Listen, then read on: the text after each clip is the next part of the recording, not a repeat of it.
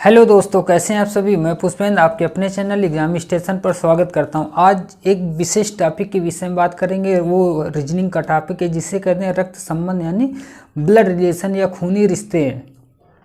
आम भाषा में इसे खूनी रिश्ते कहते हैं। चलो आओ देखते हैं ब्लड रिलेशन के बारे में, यानी कि इसमें कौन कौन से पक्ष होते हैं, कितने टाइप के क्वेश्चन बनते हैं, और अगर मेल होता है तो उसको किससे डिनोट करते हैं, फीमेल होता है तो उसको किससे डिनोट करते हैं। ये सब आज बेसिक जानकारी प्राप्त करेंगे। उससे पहले एक मोटिवेशनल कोट क्या है, देखो। हौसलों की तरकस में कोशिश का वह वीर जिंदा रखो, हौसलों की तरकस में कोशिश का वह वीर जिंदा रखो। हार जाओ चाहे जिंदगी में सब कुछ हो, क्या हार जाओ चाहे जिंदगी में सब कुछ, फिर से जीने की उम्मीद जिंदा रखो। इसी के साथ चलो और शुरुआत करते हैं ब्लड रिलेशन के बारे में। उसमें पूरी बेसिक जानकारी अर्जित करें ब्लड रिलेशन से। क्या रक्त संबंध, रक्त संबंध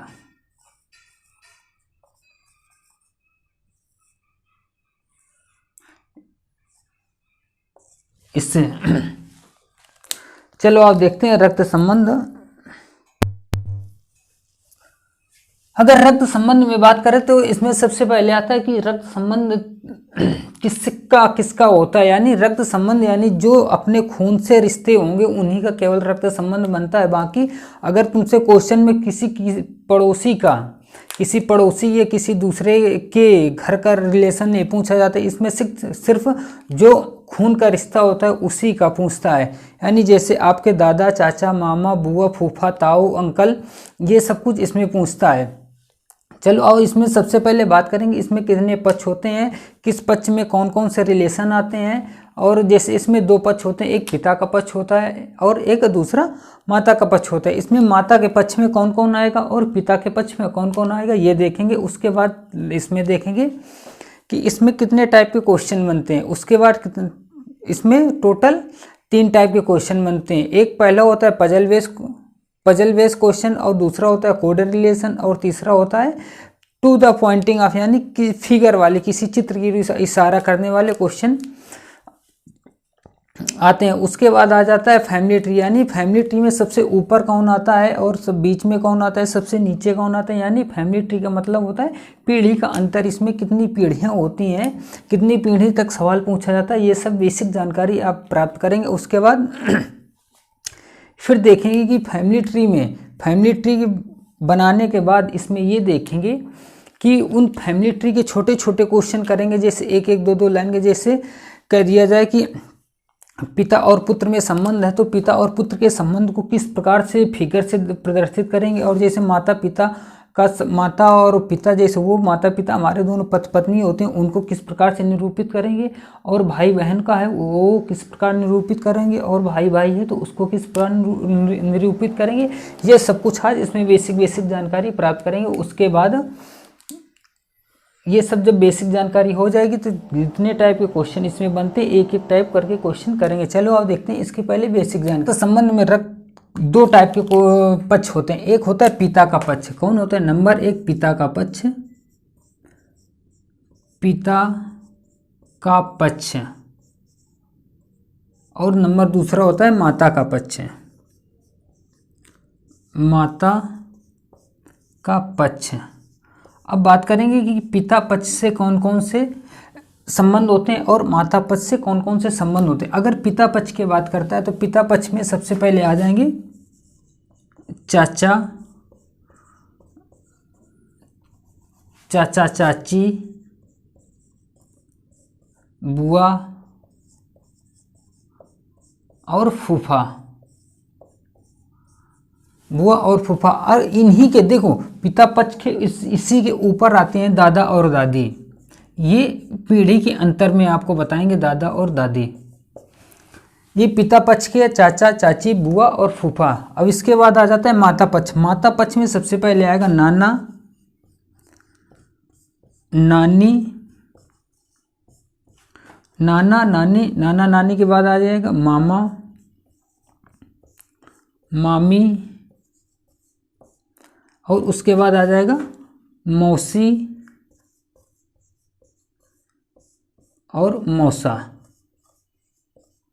ये आपको याद रखने की बहुत ज़्यादा ज़रूरत पड़ेगी कि पिता पक्ष से कौन कौन से रिलेशन होते हैं और माता पक्ष से कौन कौन से रिलेशन होते हैं, इसको आपको याद रखना पड़ेगा। अगर माता पक्ष का पिता, ये नोट कर लिया होगा, ये नोट कर लो, पिता पक्ष और माता पक्ष है। उसके बाद इसको मिटाकर बनाते हैं कि इतने कितने प्रकार से क्वेश्चन बनते हैं।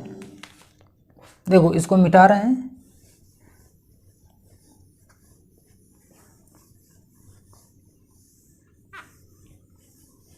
ये देखो।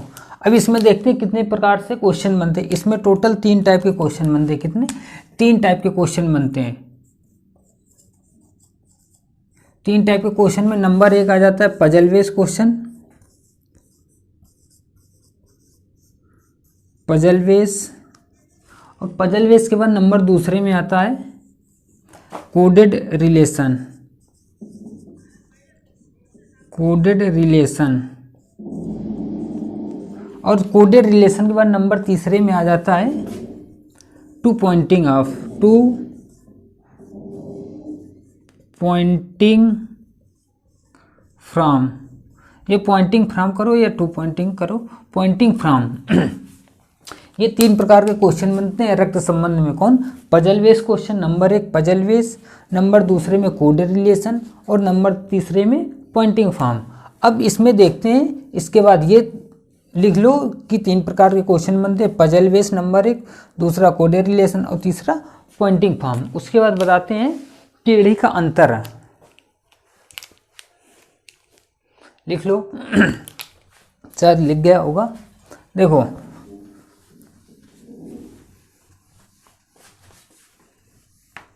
अब इसमें बात करते हैं कि पीढ़ी का अंतर, यानी सबसे ऊपर कौन आएगा, उनके नीचे कौन आएगा, फिर सबसे नीचे कौन आएगा। पीढ़ी का अंतर याद रखना बहुत ही ज़रूरी होता है। अगर पीढ़ी के अंतर में पिताजी की जगह दादा कर दिया और दादाजी की जगह पिताजी कर दिया तो दोनों का रिलेशन उल्टा हो जाएगा और क्वेश्चन गलत हो जाएगा। अगर पीढ़ी का अंतर देखेंगे तो पीढ़ी का family tree, family tree, family tree को ही कहते हैं पीढ़ी का अंतर, पीढ़ी का अंतर। अगर घर में पीढ़ी का अंतर में सबसे, अगर पीढ़ी के अंतर में घर से बात किया जाए कि अपने अपने घर में, जैसे हमारे घर में या आपके घर में पीढ़ी में सबसे ऊपर कौन आता है, तो सबसे ऊपर कौन आता है? पिताजी के पिताजी, यानी अपने दादाजी ही सबसे ऊपर आते हैं। दादाजी के बाद पिताजी आते हैं, पिताजी के बाद हम तुम, यानी उनकी संतानें आती हैं। देखो दादाजी को सबसे ऊपर रखेंगे, दादा आब्लिक दादी, दादा और दादी हो गए। दादा दादी के बाद इनकी संतानें, यानी अपने माता पिता, माता अब्लिक पिता, और माता पिता के बाद हम और आप आएंगे, यानी इनकी संतानें, पुत्र या पुत्री, पुत्र आब्लिक पुत्री। ये 3 पीढ़ी का अंतर होता है, दादा दादी, माता पिता, पुत्र और पुत्री, ये पीढ़ी का अंतर होता है। देखो इसमें 3 पीढ़ियाँ जाती हैं। इनके लिए आगे आने वाली दादा और दादी जी के लिए, इनकी आगे आने वाली तीसरी पीढ़ी कौन होगी, यानी इनके नाती, यानी इनके लड़के के लड़के, यही तो पुत्र पुत्री हो। इनके लिए दादा दादी के लिए पुत्र और पुत्री तीसरी पीढ़ी हुए। कौन सी पीढ़ी? पहली पीढ़ी ये, दूसरी ये, तीसरी है। इनके लिए ये तीसरी पीढ़ी हुए, और आगे आने वाली, इनके लिए आगे आने वाली तीसरी पीढ़ी ये हुए, इनके पीछे वाली तीसरी पीढ़ी ये हो गई, और इनके आगे आने वाली तीसरी पीढ़ी ये हो गई। और इनके लिए, यानी इनके लिए पुत्र और पुत्री के लिए पीछे वाली दूसरी पीढ़ी ये हो गई, और इनके आगे आने वाली, यानी माता पिता के लिए आगे आने वाली दूसरी पीढ़ी ये हो गई, और इनके लिए पीछे वाली दूसरी पीढ़ी ये हो गई, और दादा दादी के लिए आगे वाली दूसरी पीढ़ी ये हो गई, यानी ये माता ये वाली। ये फर्स्ट जनरेशन, सेकंड जनरेशन और थर्ड जनरेशन। इनके हिसाब से थर्ड ये होगी, और इनके हिसाब से पीछे वाली थर्ड ये होगी।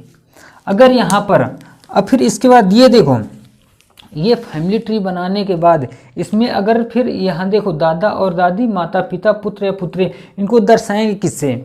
दादाजी को किससे दर्शाएंगे, दादी जी किससे दर्शाएंगे, यानी मेल को किस चिन्ह से दर्शाएंगे और फीमेल को किस चिन्ह से दर्शाएंगे, उसको यहाँ पर देख लेते हैं। देखो अगर बात करेगा महिला की, किसकी, महिला की और पुरुष की, दो ही प्रकार के जेंडर होते हैं, एक महिला और एक पुरुष। अगर देखो यहाँ पर अगर महिला की बात करेगा तो महिला को किसी एक अपने सुविधा अनुसार किसी एक चिन्ह को महिला से दर्शा लो और पुरुष को एक विशेष चिन्ह से दर्शा लो। यहाँ पर हम महिला को व्रत से दर्शाते हैं, किससे, व्रत। जहाँ जहाँ पर महिला जाति का बोध होगा वहाँ पर व्रत से लिखेंगे, और जहाँ पर पुरुष जाति का बोध होगा वहाँ पर त्रिभुज से। इसके लिए आप स्वतंत्र हो, आप महिला को किसी दूसरे से भी दर्शा सकते हो, दूसरे चिन्ह से, और पुरुष को किसी दूसरे चिन्ह से दर्शा सकते हो जो आपको याद रह सके।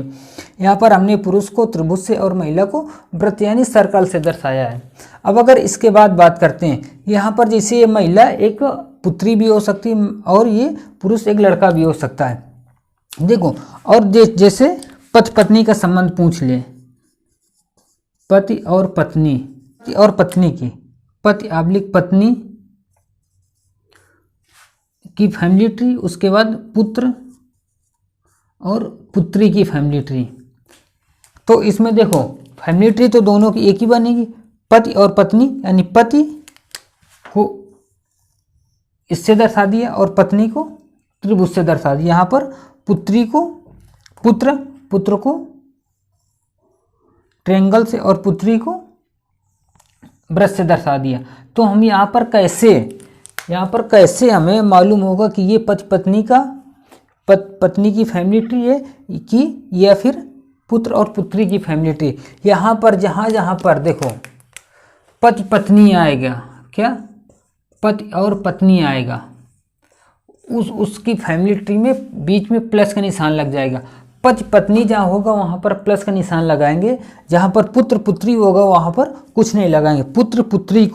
पुत्र और पुत्री की फैमिली ट्री को ऐसे ही रखेंगे, जहाँ पर पति पत्नी का आएगा दोनों के बीच में प्लस का निशान लगाएंगे, यानी ये प्लस का चिन्ह ही पति पत्नी के संबंध को दर्शाएगा। ये प्लस का चिन्ह ही पति पत्नी के संबंध को दर्शाएगा। जैसे ये पति पत्नी का संबंध है तो ये पति हो गए और ये पत्नी हो गई, तो दोनों के बीच में अगर प्लस का निशान लगा दिया तो यहाँ पर ये कन्फर्म हो गया कि ये पति पत्नी का है और ये भाई बहन का है। क्या, ये पति पत्नी का है और ये भाई बहन का है। इसको विशेष ध्यान रखना। इतना नोट करने के बाद देखो अब बताते हैं। अब इसके बाद यहाँ पर अगर किसी माता पिता के नीचे सिर्फ उनकी संतानें आ सकती हैं और किसी संतान के ऊपर सिर्फ माता पिता आ सकते हैं। आपको ये लिख लो, इसको देखो यहाँ पर लिखे दे रहे हैं।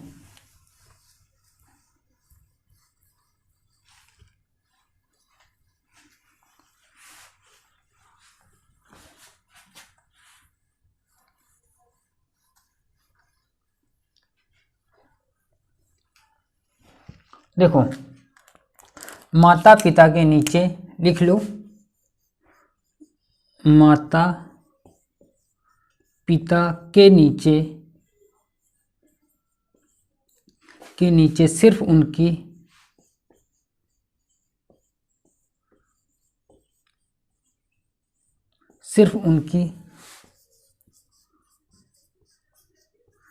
संतानें आ सकती हैं।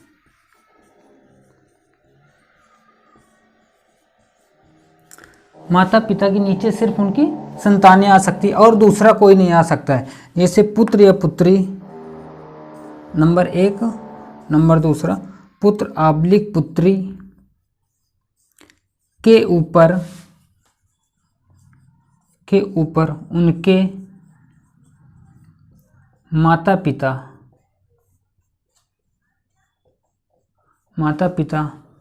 आ सकते हैं, दूसरा कोई नहीं,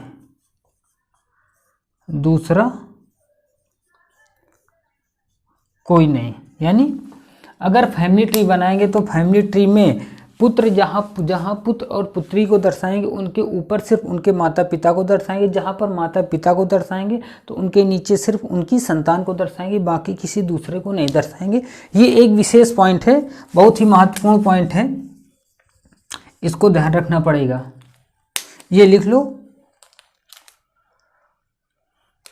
क्या माता पिता के नीचे सिर्फ उनकी संतानें आ सकती हैं, दूसरा और कोई नहीं। पुत्र या पुत्री के ऊपर सिर्फ उनके माता पिता आ सकते हैं, दूसरा कोई नहीं है।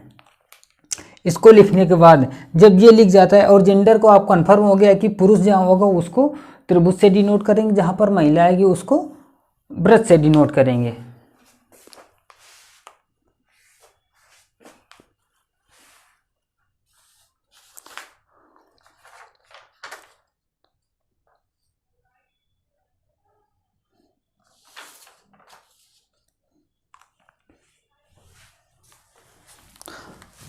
अब अगर छोटे छोटे क्वेश्चन की बात करें, यानी जो फैमिली ट्री जो अपने घर के रिलेशन होते हैं उन्हीं की फैमिली ट्री बनाएंगे। यानी जैसे भाई भाई का रिलेशन होता है तो उनकी फैमिली ट्री कैसे बनाएंगे, भाई बहन का रिलेशन होता है तो उनकी फैमिली ट्री कैसे बनाएंगे, सास और ससुर का रिलेशन होता है तो उनकी फैमिली कैसे बनाएंगे, दामाद और ससुर का रिलेशन होता है उनकी फैमिली ट्री कैसे बनाएंगे, जो बुआ और भतीजे का रिलेशन होता है उसकी फैमिली ट्री कैसे बनाएंगे। जो अपने घर में रिलेशन होते हैं उनकी फैमिली ट्री बना के पहले पूरा कन्फर्म करेंगे।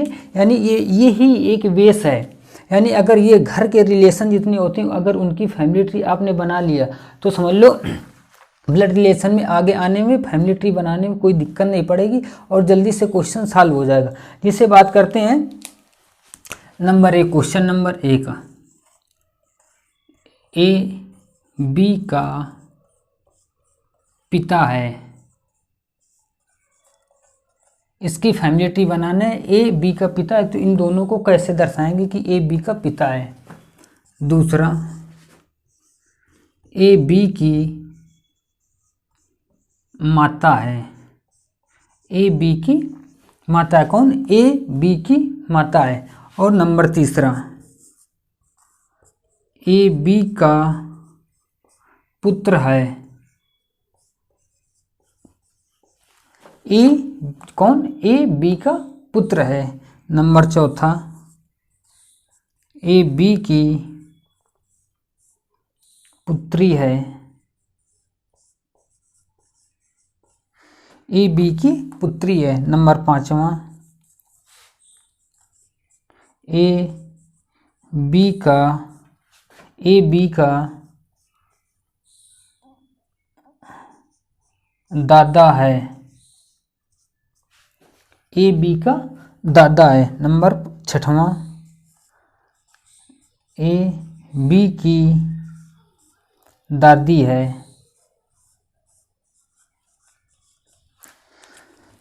यानी ये 6 क्वेश्चन हो गए। पहले इनकी फैमिली ट्री बनाएंगे, आगे फिर और क्वेश्चन लेंगे उनकी फैमिली ट्री बनाएंगे। देखो ए बी का पिता, क्वेश्चन यहाँ जो आगे आ जाए उससे वो करो, कौन सा, बी का पिता। बी का पिता कौन है, अब पीछे कौन बचता है, ए, यानी ए पिता हो गया किसका, बी का, ए पिता हो गया बी का। अगर अब इसकी फैमिली ट्री बनाते हैं, देखो अभी बताया था कि माता पिता के ऊपर सिर्फ या माता पिता के नीचे सिर्फ उनकी संतानें आ सकती हैं, संतान के ऊपर सिर्फ उनके माता पिता आ सकते हैं। यहाँ पर बी का पिता कौन हो रहा है, ए, तो यहाँ पर सबसे पहले बी को बनाएंगे। इसका बी का पिता ए है, सबसे पहले बी को बनाओ। यहाँ पर ये बी को बना दिए, बी का पिता ए। अगर ये पुत्री होगी उसके लिए भी पिता होगा। अगर ये मेल या फीमेल, इसका जेंडर कंफर्म नहीं है। इसका कहने का मतलब ये कि इसका जेंडर कंफर्म नहीं, ये मेल है या फीमेल है। बी का पिता कौन है, ए, ये ए अगर पिता हो रहा है तो इसका जेंडर कंफर्म हो गया कि ये पुरुष है। तो पुरुष को अभी किससे डिनोट कर रहे थे, त्रिभुज से। तो बी का पिता ए है। अब यहाँ पर बी का जेंडर कंफर्म नहीं है कि ये मेल है या फीमेल है, इसलिए इसको न त्रिभुज के अंदर बंद करेंगे और न ही वृत्त के अंदर बंद करेंगे। क्योंकि अगर जो जेंडर जिसका कंफर्म नहीं है तो उसको बिल्कुल भी हम त्रिभुज और वृत्त के अंदर निरूपित नहीं करेंगे। यहाँ पर इसका जेंडर कन्फर्म नहीं है, तो इसलिए इसको ना त्रिभुज दिया और ना ही वृत्त दिया। सिर्फ ये रिलेशन हो गया कि हाँ बी का पिता कौन है, ए, बी का पिता ए है। और उसके बाद आ जाता है क्वेश्चन नंबर दूसरा, ए बी की माता है। देखो ये क्वेश्चन नंबर पहला हो गया और ये दूसरा। अब यहाँ पर देखो बात करता है बी की माता कौन है, बी की माता, बी की माता, बी की माता यहाँ पर किसको दे रहा है, बी की माता ए, बी बनाएंगे बी, और बी की माता कौन है, ए, माता है तो इसको सर्कल से बंद कर देंगे। ठीक, ये दूसरा क्वेश्चन हो गया, बी की माता ए है। यहाँ पर बी का भी जेंडर कंफर्म नहीं है कि ये मेल है या फीमेल है, ये कंफर्म नहीं है। अब इसके बाद अगर क्वेश्चन नंबर 3 की बात करें, क्वेश्चन नंबर 3 में क्या कह रहा है, ए जो है बी का पुत्र है। देखो ए बी का पुत्र, बी का पुत्र कौन है, ए है। यहाँ पर ये जो फिगर पहला फिगर है इसका जस्ट उल्टा, इसका जस्ट रिवर्स ये दे दिया है। यहाँ पर बी का पुत्र ए बता रहा है, यहाँ पर बी का पिता, यहाँ पर बी का पिता ए, यहाँ पर ए पिता बन रहा है, और यहाँ पर बी का पुत्र, यहाँ पर बी, यहाँ पर ए, बी का पिता ए, यानी यहाँ पर ए पिता बन रहा है, यहाँ पर बी का पुत्र है ए, बी का पुत्र ए है, यहाँ पर ये पुत्र बन रहा है। अब देखो जो ये फिगर है इसको जस्ट उल्टा कर देंगे, यानी बी का पुत्र कौन है, ए, यहाँ पर बी बनाएंगे, और बी का पुत्र कौन है, ए, पुत्र। अगर ये इसका पुत्र ए है तो जस्ट इसके नीचे आएगा ए, और ए पुत्र है तो इसको त्रिभुज के अंदर बंद कर देंगे। अब ये अगर ये माता होगी तो माता के लिए भी ये पुत्र होगा, और अगर पिता होगा तो पिता के लिए भी ये पुत्र होगा। अब यहाँ पर भी, यहाँ पर भी बी का जेंडर कन्फर्म नहीं है कि मेल है या फीमेल है, इसके लिए यहाँ पर बी को कुछ भी नहीं देंगे, ना वृत्त देंगे और ना ही सर्कल देंगे। ये क्वेश्चन नंबर हो गया 3। अब क्वेश्चन नंबर 4 की बात करें, ए बी की पुत्री है, बी की पुत्री कौन है, बी की पुत्री ए है, बी की पुत्री ए है। क्वेश्चन नंबर ये 4 हो गया। बी की पुत्री ए है, माता पिता के नीचे सिर्फ उनकी संतानें आती हैं, तो बी की पुत्री ये ए हो गई। ये क्वेश्चन नंबर 4 हो गया। बी की पुत्री ए है। यहाँ पर अब क्वेश्चन नंबर 5 की अगर बात करें, किसकी, क्वेश्चन नंबर 5 की अगर बात करेगा, यहाँ पर देखो इसको मिटा देते हैं, ये तो सब आपने लिख ही लिया होगा।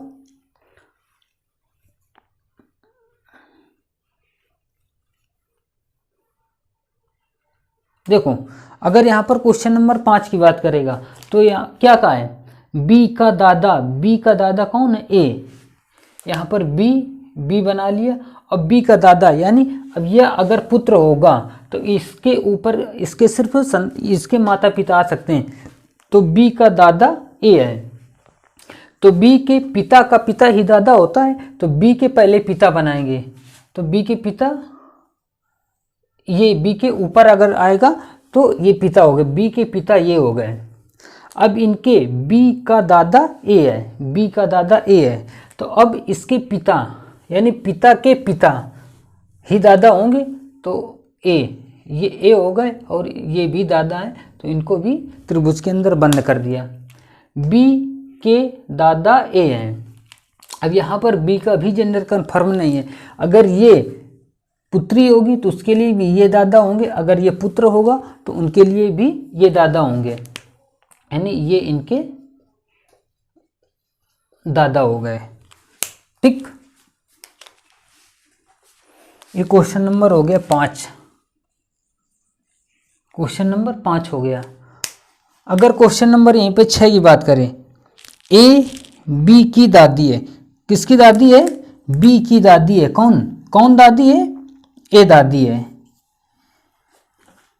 क्वेश्चन नंबर 6, बी की दादी, बी की दादी, बी की माँ, ए पिता बनाओ, बी के पिता बनाओ, और पिता की माँ ये दादी हो गई, कौन, ए। ये देखो, ये दादी हो गई, बी की दादी, और ये ऊपर कौन हो गया, ये दादा हो गए और ये दादी हो गई। यहाँ पर बी का जेंडर कंफर्म नहीं है कि मेल है या फीमेल है, तो इससे कोई मतलब नहीं। अगर यहाँ पर कह देता बी की दादी ए है, जो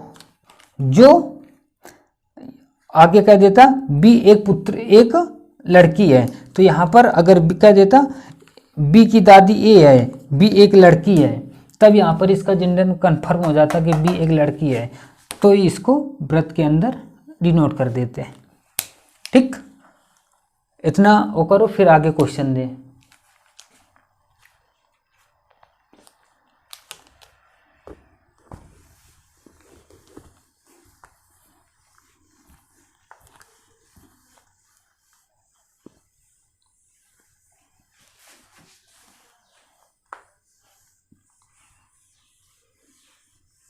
देखो क्वेश्चन नंबर 7, ए बी की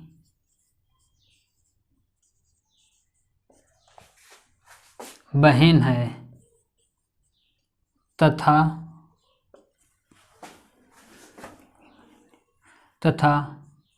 बी ए का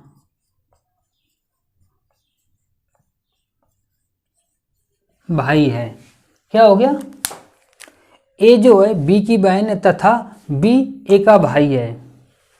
ये नंबर क्वेश्चन नंबर हो गया 7। अब क्वेश्चन नंबर 8 हो गए। 8 यहाँ पर बात करेंगे, ए और बी भाई हैं। अगर यहाँ पर ए और बी भाई कह रहा है और यहीं कह दे ए और बी बहनें हैं, ये भाई का हो गया और ये बहनों का हो गया। क्वेश्चन नंबर 9, ए का दामाद बी है, ए का दामाद बी है। 10वां, ए जो है बी का ससुर है, जहां बी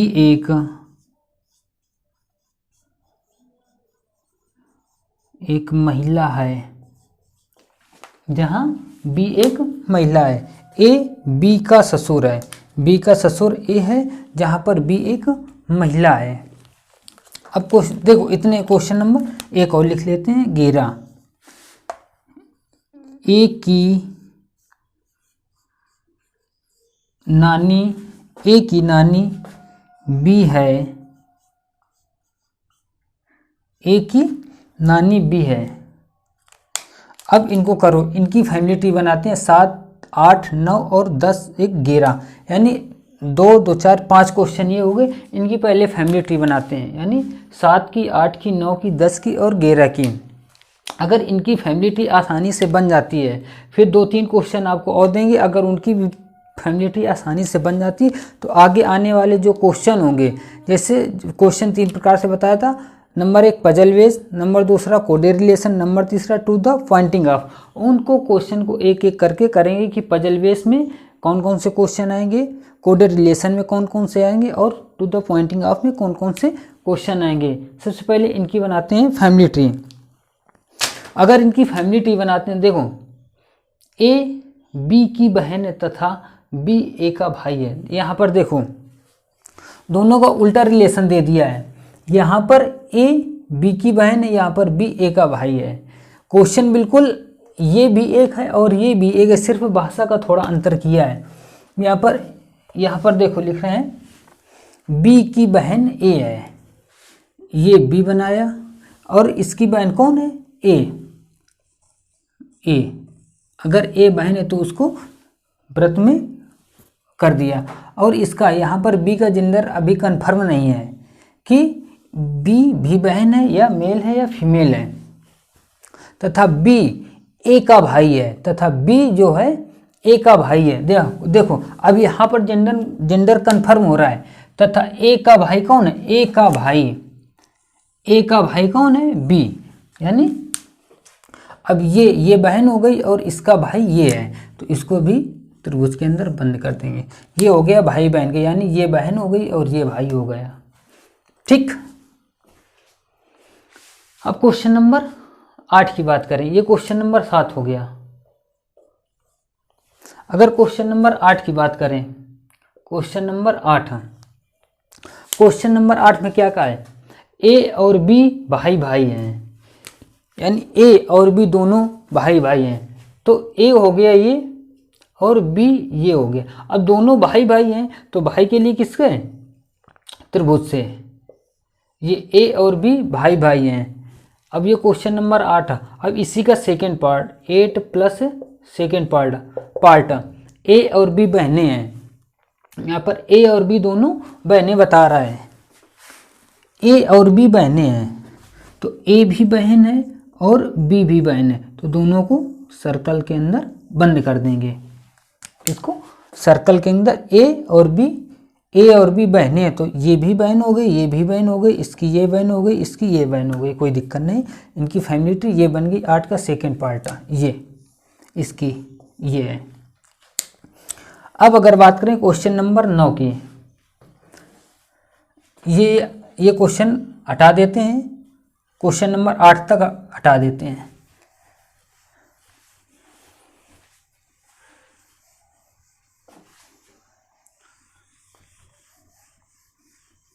अगर नोट ना कर पाए तो वीडियो को पुश करके नोट कर लेना। ए का दामाद बी है, कौन दामाद, कौन है, बी, किसका, ए का दामाद बी है, ये ए बनाया। और इसका दामाद, ए का दामाद बी है, तो दामाद कौन होता है, यानी अपनी पुत्री का हस्बैंड, यानी लड़की का हस्बैंड ही तो दामाद होगा। यानी ए का दामाद है, ये ए बनाया। अब इसकी पुत्री बनाएंगे, यानी इसकी ये पुत्री बना दिया। यानी ये मेल या फीमेल है, इसका कोई जेंडर कंफर्म नहीं, बट ये इसके लिए ये माता है, तो ये पुत्री हो जाएगी। ए का दामाद बी है, तो ये पुत्री हो गई। और पुत्री का हस्बैंड ही तो दामाद होता है, यानी पुत्री का जो पति होगा वही तो दामाद होगा। दामाद कौन है, बी है। ये ए का दामाद बी है, यानी इसका ये दामाद हो गया। अब यहाँ पर ये जेंडर कंफर्म नहीं है कि ए मेल है या फीमेल है। अगर ये मेल होगा तो उसके लिए भी ये दामाद होगा, फीमेल होगा तो ये उसके लिए भी दामाद होगा। तो ये क्वेश्चन नंबर 9 हो गया। क्वेश्चन नंबर 9, ए का दामाद बी है, ए का दामाद बी है। अब क्वेश्चन नंबर 10 यहाँ देखो, क्वेश्चन नंबर 10, क्वेश्चन नंबर 10 में क्या कह रहा है, ए बी का ससुर है, जहां बी एक महिला है। बी का ससुर कौन है, ए, बी का ससुर ए है, जहां बी एक महिला है। यहाँ पर बी का जेंडर कंफर्म हो रहा है कि बी एक महिला है, तो इसको व्रत के अंदर कर देंगे। तो बी एक महिला हो गई। इसका बी का ससुर ए है, इसका ससुर कौन होगा, ससुर यानी इसके हस्बैंड के पिता ही तो इसके ससुर होंगे, तो इसके हस्बैंड बनाओ। ये पत्नी हो गई, ये पत्नी हो गई और ये पति हो गया। अब इसके पिताजी जो होंगे तो इसके ऊपर आएंगे, वो कौन है, ए। ये बी के ससुर ए हैं, जहां बी एक महिला है। तो अगर ये ना कहता, अगर यहाँ पर ये ना कहता कि बी एक महिला है, तो ये दो तरह से फिगर बनता है। यहाँ पर एक माता पक्ष से क्वेश्चन बनता और एक पिता पक्ष से क्वेश्चन बनता, तो यहाँ पर फैमिली ट्री बनाने में थोड़ी दिक्कत होती, इसलिए यहाँ पर कह दिया, कन्फर्म कर दिया कि ये भी एक महिला है, यानी अगर ये महिला है तो ये पत्नी होगी। अगर यहाँ पर इसको ये कन्फर्म ना करता तो यहाँ पर तो ये हमें कन्फर्म नहीं होता कि ये पति है या पत्नी है। यहाँ पर किसको रखें, पति को रखें या पत्नी को रखें, इसलिए यहाँ पर इसको कन्फर्म किया है कि भी एक महिला है, यानी महिला अगर है तो इस महिला के पति के पिता ही इसके ससुर होंगे। अगर क्वेश्चन नंबर बात करें 11 की, ये क्वेश्चन नंबर 10 हो गया, ये हो गया क्वेश्चन नंबर 11। देखो, ए की नानी बी है, किसकी नानी, ए की नानी जो है वो बी हो रही है, कौन, ए की नानी बी, ए की नानी, ए की नानी कौन है, बी, ए की नानी बी है, किसकी, देखो ए की नानी बी है, तो यहाँ पर ए बनाया और इसकी ए की माँ बनाएंगे, ये माँ हो गई, और इस माँ की माँ ही तो नानी होती है, यानी ए की नानी बी है, ए की नानी बी है। ये क्वेश्चन नंबर 11 हो गया, ए की नानी बी है। अब इसके बाद ये देखो, मिटा दें इसे। अब एक चाचा वाला साइड रिलेशन रह गया, चाचा वाला भी एक भी क्वेश्चन नहीं आया है, तो एक चाचा वाला क्वेश्चन देख लेते हैं।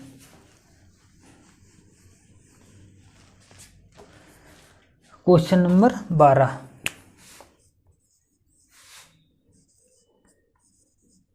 ए के चाचा बी हैं, कौन, ए के चाचा बी हैं, बी